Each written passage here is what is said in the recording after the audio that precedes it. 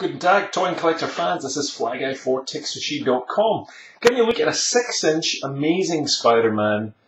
Amazing Spider-Man. Well, he's actually called the Ultra Strike Spider-Man, which is a bit of a Hasbro play feature. But the reason why I bought this one, which is principally aimed at younger kids, is it's superposable. So it's a kind of Marvel Legends-like figure. So this was pretty cheap. I was buying some stuff online from Amazon.com, and I just popped this into the cart.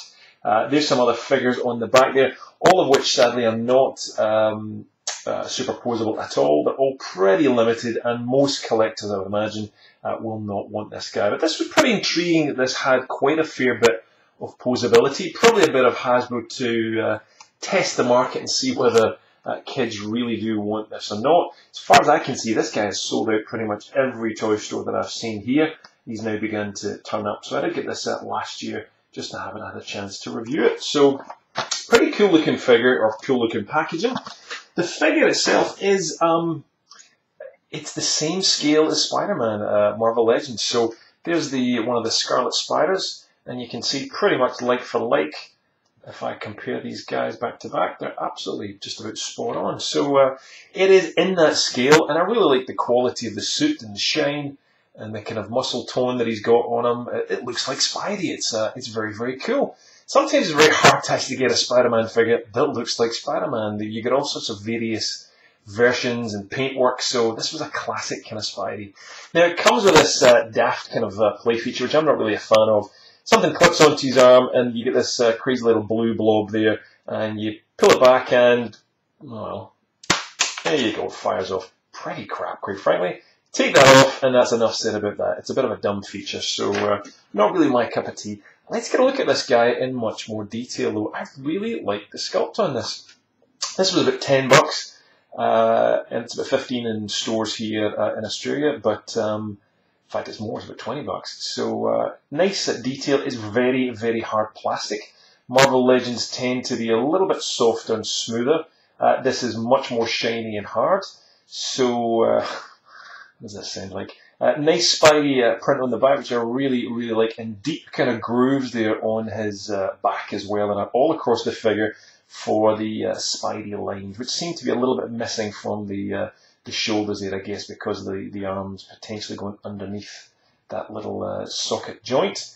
But it's beautifully done. You can see all the kind of musculature underneath.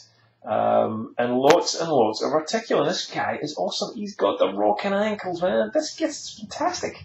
Got peg holes at the bottom. This will at least keep me going until my delivery from DorksideToys.com arrives of all of the Amazing Spider-Man Marvel Legends, which should be with me any day.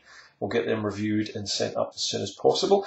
But articulation on this guy, he's got a ball jointed head. He moves pretty well around there. It's a fair bit of articulation. Full articulation on this arm there. It's a very stiff joint to move up, but it does move around, and you get full rotation there pretty much everywhere. You'll see in the arms, it is a little bit limited in terms of its ability to move there, but you will see the join, hopefully.